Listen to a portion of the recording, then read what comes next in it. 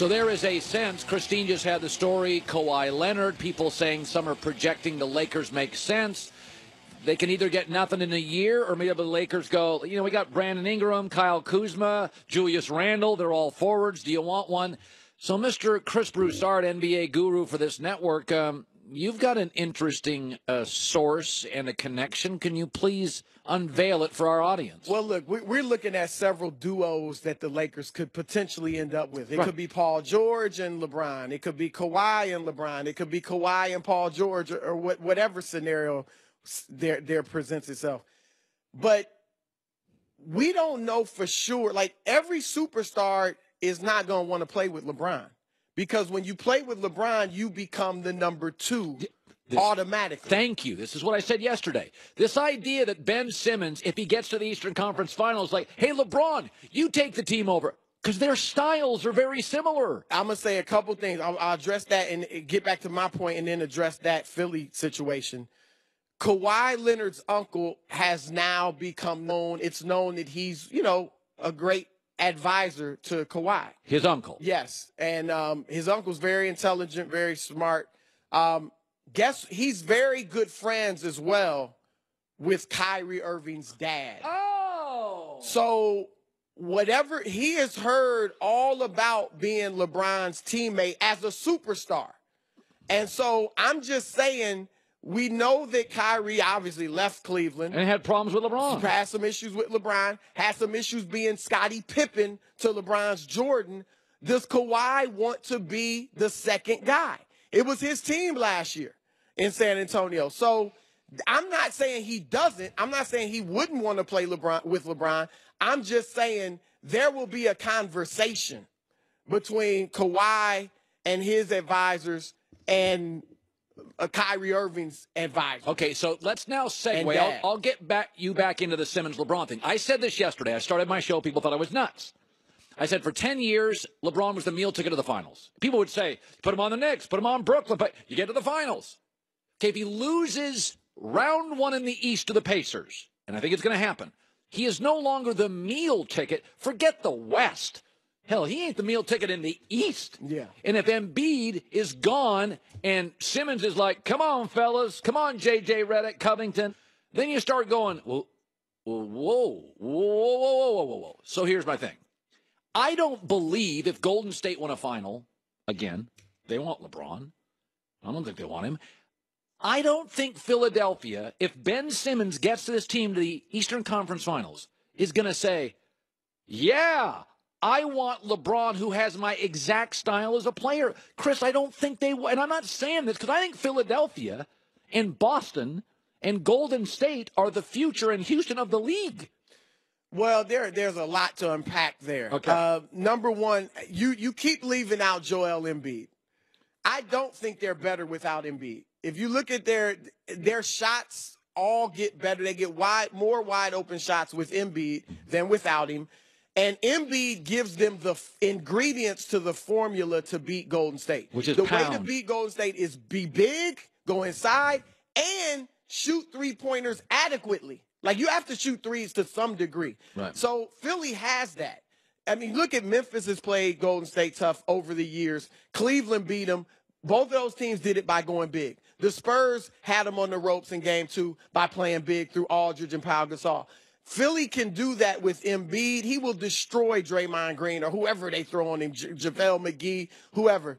And yet, they are a very good three-point shooting team.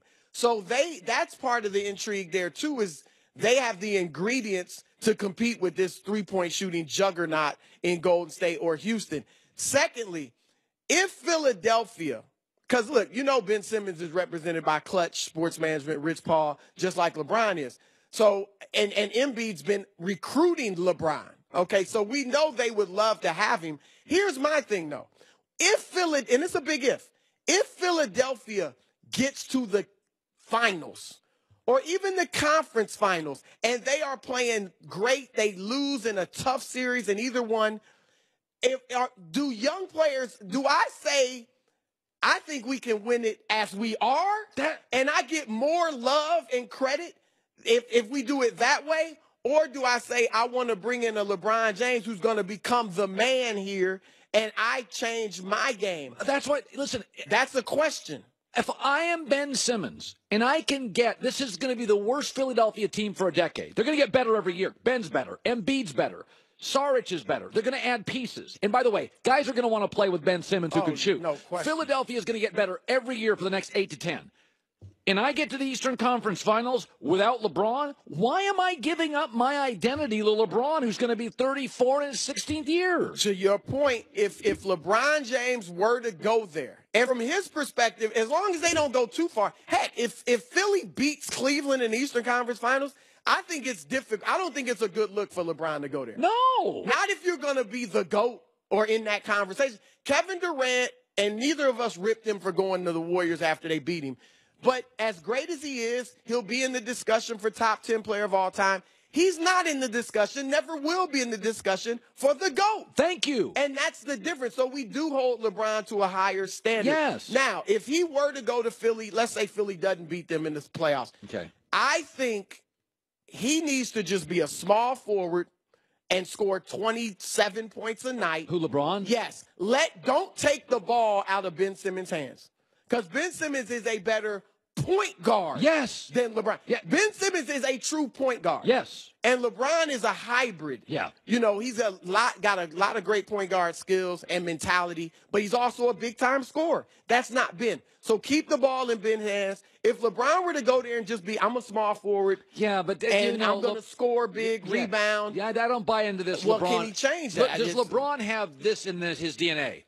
I'm just going to be blank. I don't think LeBron ever sees, I'm just going to be, LeBron is, it's my league. That's LeBron's worldview. It's still my league. I'll tell you this, a conversation I had with LeBron James. When? 9 years ago, okay?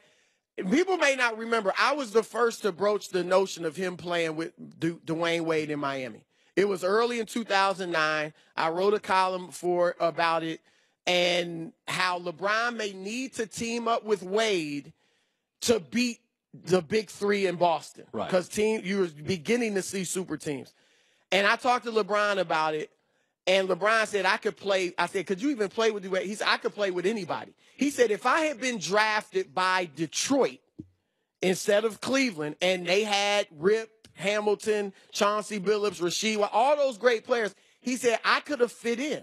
He was saying now, this was what he was saying. He doesn't have to be the man. I know how to play basketball. I can fit in where I need to. Okay. Yes. I agree with you. That's pre-legend. Yes. Okay. Well, he was still great.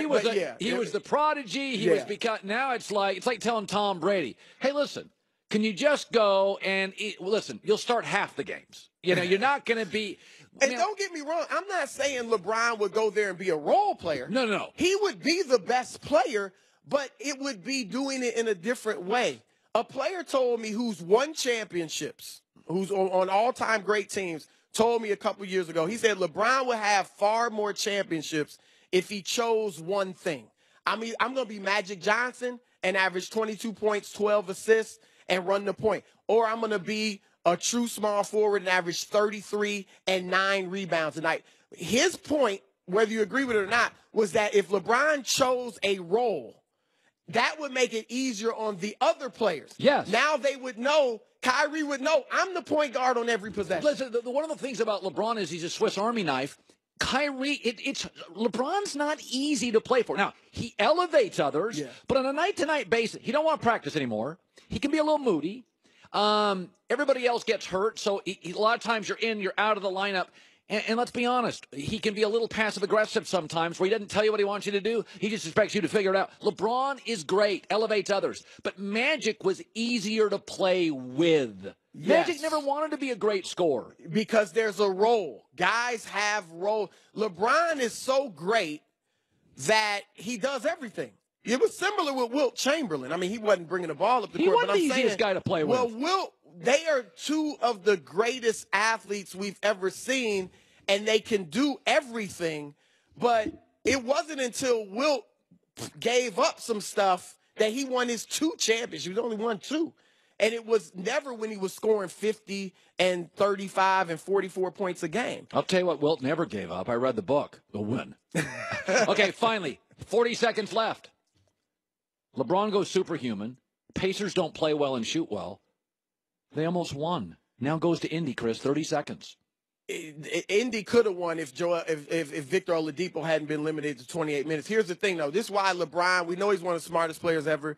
The reason he plays the way he does and doesn't go ballistic like that every night is because he knows we're better off with me getting 30, 10 assists, and rebounds and getting other guys scoring than me going for 45 or 50. He could do that 3 out of 4 nights, but he knows that's not the way you win. Michael Jordan didn't win when he averaged 37 or 35. He won when he averaged 30.